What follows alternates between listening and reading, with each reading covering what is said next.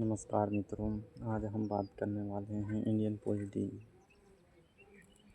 की स्ट्रेटजी क्या होनी चाहिए और इसकी तैयारी कैसे की जाए जिससे कम से कम समय में अत्यधिक मार्क्स लाए जा सकें।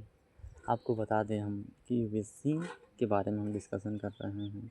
तो पॉलिटी एक ऐसा सब्जेक्ट है, कैसा सब्जेक्ट है भैया, यूपीएससी में जो पॉलिटी है, पॉलिटी प्रीलिम्स में लगभग 15 क्वेश्चन आते हैं। 15 से 14 क्वेश्चन, कभी 16 17 क्वेश्चन तक आए हैं। तो आपको यह ध्यान रखना चाहिए कि polity is the most important subject of UPSC prelims. ठीक है, मेंस के लिए तो इम्पोर्टेंट है ही है, लेकिन प्रीलिम्स के बोल रहा हूँ आपको। तो इस स्ट्रेटजी क्या होनी चाहिए।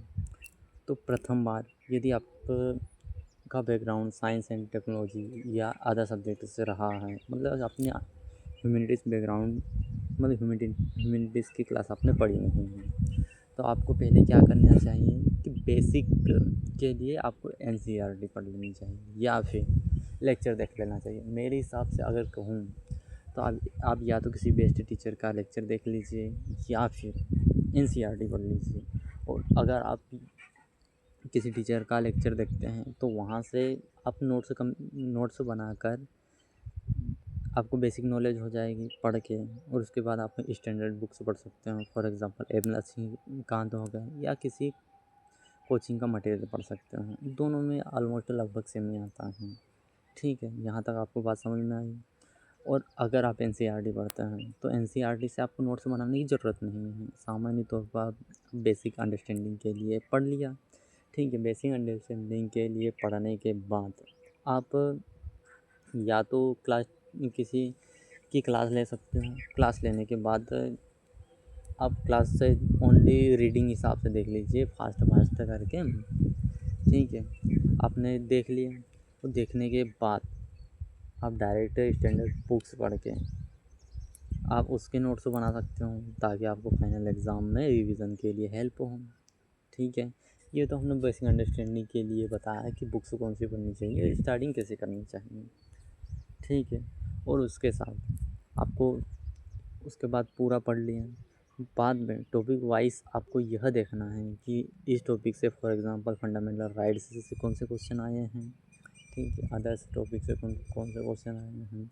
इस तरह से मल्टीपल अध्याय को देखना है और किस पार्ट से कौन कितने पूछे जा रहे हैं। फंडामेंटल राइट्स से बहुत ज़्यादा पूछे जा रहे हैं, फंडामेंटल ड्यूटी से अगर कम पूछे जा रहे हैं तो उनकी इम्पोर्टेंस को देखा जाना चाहिए।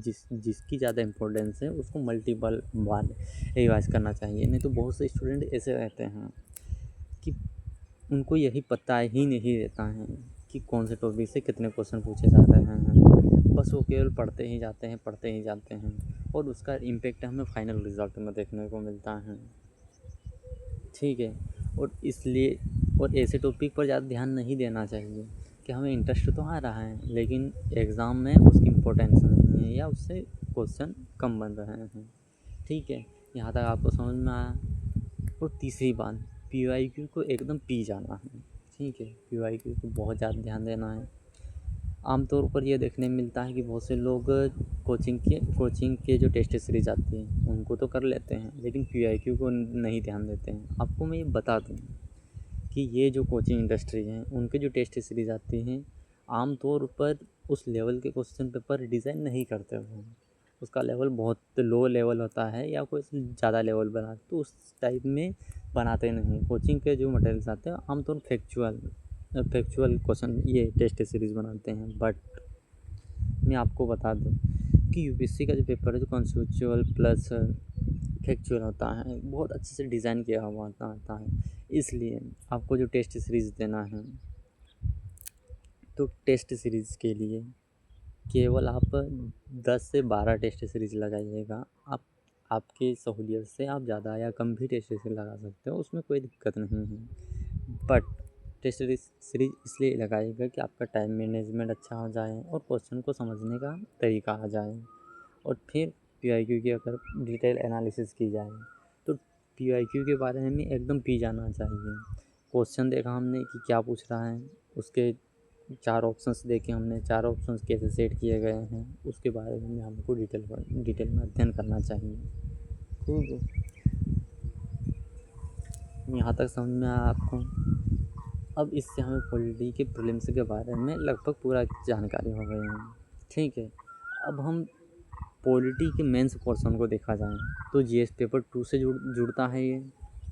जीएस पेपर 2 में आप प्रीलिम्स की जितनी तैयारी करोगे उससे आम तौर पर मेंस के लिए आपके पास कंटेंट आ जाएगा, तो आपको कंटेंट से इंक्रीज करने की ज़रूरत नहीं है। लेकिन उसके साथ आपको मेंस के लिए करंट अफेयर पे बहुत ध्यान देना है। ठीक है, सुप्रीम कोर्ट के जजमेंट आ रहे हैं वो ध्यान देना है, मल्टीपल अमेंडमेंट आ रहे हैं एक्ट में वो ध्यान देने हैं, नए एक्ट कौन कौन से बन रहे हैं ये ध्यान देना है, संविधान संशोधन क्या किए जा रहे हैं, अभी नए कौन से चर्चा में विषय चल रहे हैं उस पर बहुत ध्यान देने हैं। और मेंस की जो आंसर राइटिंग है आप कोई भी कोचिंग ज्वाइन कर सकते हो और वहाँ पर जो टेस्ट दिए जाते हैं आमतौर पर ठीक ठाक ही रहते हैं। और उसके साथ भी हमको पीवाईक्यू पर ध्यान देना है कि पीवाईक्यू में कौन कौन से सेगमेंट से कौन कौन से प्रश्न और कैसे प्रश्न पूछा गया है। ठीक है, यहाँ तक समझ में आई बात आपको। ठीक है, अब मुझे लगता है कि यहाँ तक हमने बहुत अच्छे से पॉलिटी के पोर्शन को ध्यान से देख लिया है कि क्या हमारी प्रीलिम्स की स्ट्रेटजी होनी चाहिए, क्या हमारी मेंस की स्ट्रेटजी होनी चाहिए। और ऐसे ही टॉपिक पर अगर आप वीडियो चाहते हैं तो चैनल को सब्सक्राइब कीजिएगा, लाइक कीजिएगा, और कुछ भी जानकारी हो तो कमेंट बॉक्स में ज़रूर लिखिएगा। आपका दोस्त चंदन डावर आपका कमेंट का ज़रूर रिप्लाई करेगा। Thanks for watching and supporting video.